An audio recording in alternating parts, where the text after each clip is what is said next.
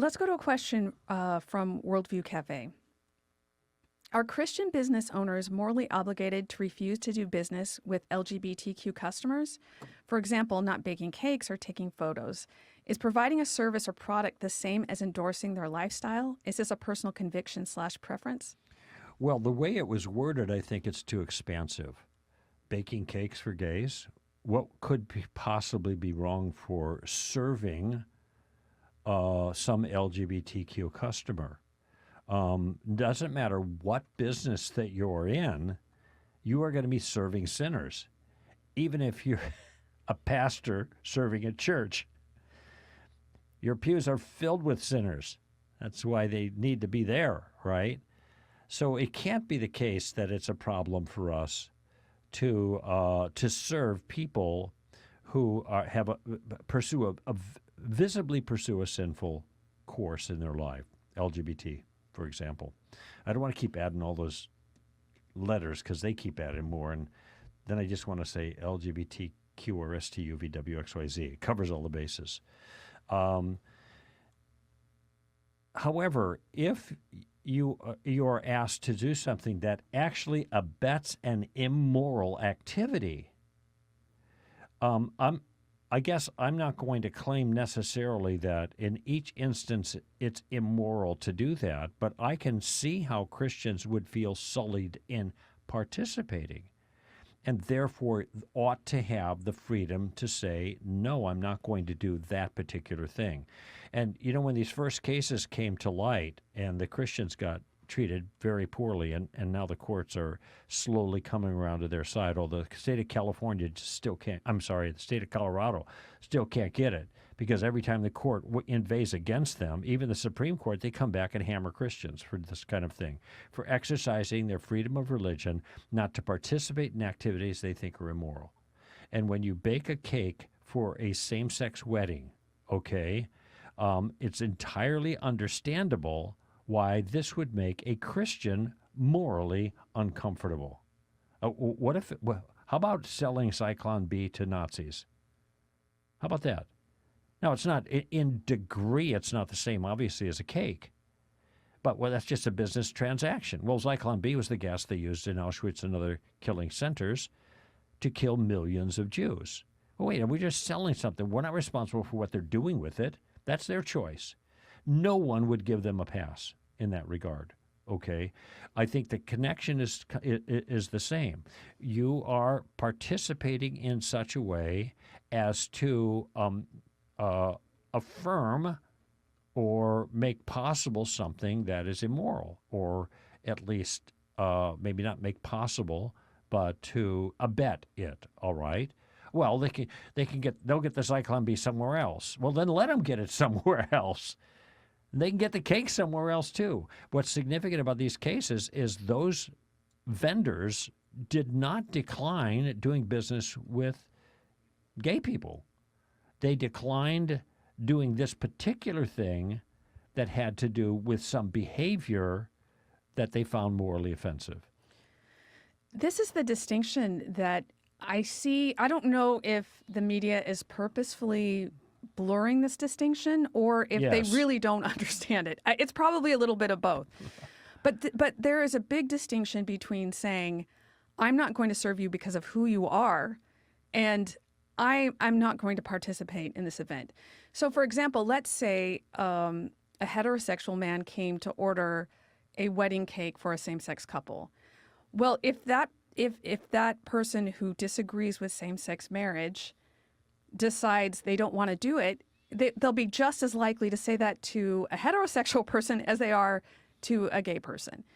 The problem isn't the person who's asking for the cake. The problem is with participating in the event. So there's a huge distinction between the two. Yeah, and what's being promoted, I know there are like T-shirt, a parallel would be printers that were asked to do pro-gay T-shirts, for example. Now they are participating in promoting a thing they think is immoral. You know, if it's pro-adultery T-shirts or pro-fornication T-shirts, they would feel the same way. And so, again, emphasizing it's the activity and the participation in promoting it, that's the concern here. So as far as I know, there's never been any case where someone has simply refused to do business with a person because they were gay. I've never heard of a case like that. So if you hear that, I would look a little deeper and see what's going on. Now, I actually have heard of cases where people have refused service to Christians because they were Christians, kind of in a retaliation. And I think that just indicates that they don't understand what the problem is or what people are objecting to. By the way, what if there was an anti-gay event for which there was T-shirts being printed, and it was a gay T-shirt printer that was being asked to print the T-shirts for this anti-gay event, and the T-shirts themselves had an anti-gay message, or what they might take to be an anti-gay message. My sympathies would be with them, too, if they decided not to do it. And by the way, I don't think there would be any lawsuits or any kerfuffle if they said no. I have a suspicion, as I recall, thinking back, that there are a number of cases on the books that are like that. No, it's fine for them to say no, but the tolerant street or the, offending my conscience street is not a two-way street. I think it is helpful when people object, though, to give the counterexample and say, look, I support the right for people to follow their conscience, no matter which direction it is. I don't think anyone should be forced to promote something that they think is wrong or they disagree with. We're asking for that for everybody, not just ourselves. We're not going to turn around and say, you have to promote whatever I want you to promote.